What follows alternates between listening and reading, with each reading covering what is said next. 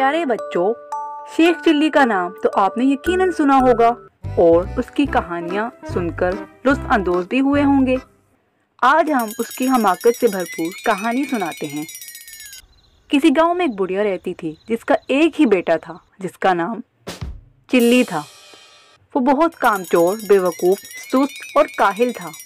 उसे बस एक ही काम आता था, शेखी बिगाड़ने का।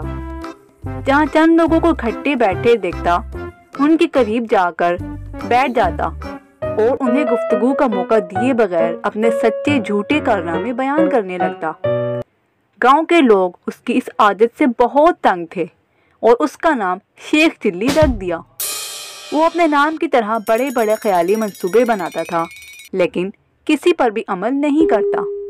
एक दिन इसके ख्याली पुलाव पकाने की आदत से चिढ़कर एक शख्स ने उससे कहा, शेख साहब, आप इतने बड़े मंसूबे क्यों बनाते हैं? आपने एक हफ्ते के बाद इस दुनिया से चले जाना है।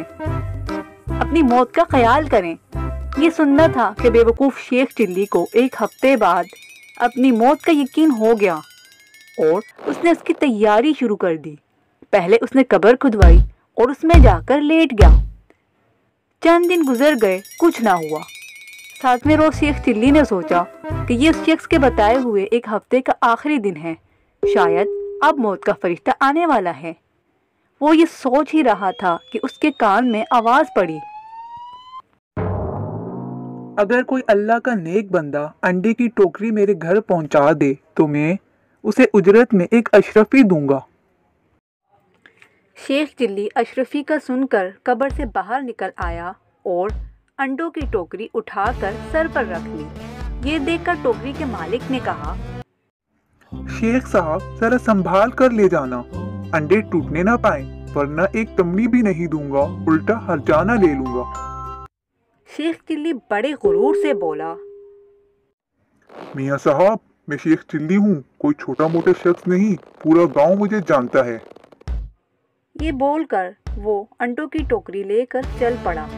ख्याली पुलाव पकाने की तो आदत ही सर पर अंडों की टोकरी रखकर रास्ता चलते हुए उसकी ज़हनी रूह बहक गई और लगा ख्याली पुलाव पकाने। अंडे पहुंचाने की मजदूरी मुझे एक अशरफी मिलेगी, बड़ी रकम है, उससे मैं मुर्गी खरीदूंगा, वो अंडे देगी, अंडे बेचकर बकरी लूंगा जो बच्चे देगी, बकरी के बच्चे बेचकर गाय लूंगा, गाय दूध देगी, मेरे बच्चे दूध मांगेंगे तो मैं इनसे कहूंगा, ये लो दूध। इतना कहते ही उसने टोकरी से दोनों हाथ हटा लिए, जिसकी वजह से वो टोकरा जमीन पर गिर पड़ा और सारे अंडे टूट गए। अंडों के मालिक ने जब ये मंजर देखा तो वो शोर करते हुए कहने लगा, हाय मेरे अंडे। दूसरी तरफ शेख चिल्ली रोते हुए दुहाई दे रहा था, हाय मेरे बच्चे। दोनों की शोर पुकार सुनकर लोग जमा हो गए और शेख चिल्ली की बात सुनकर उसे याद दिलाया कि तुम्हारी तो अभी शादी भी नहीं हुई, बच्चे कहाँ से आ गए जो तुम रो रहे हो? हाँ, अंडों के मालिक का तुमने जो नुकसान किया है उसका हर्जाना तुम्हें देना पड़ेगा। शेख चिल्ली की माँ तक बात पहुँची। उसने वहाँ आकर हर्जाने की रकम अदा की और इस तरह शेख चिल्ली की जान छुड़वाई।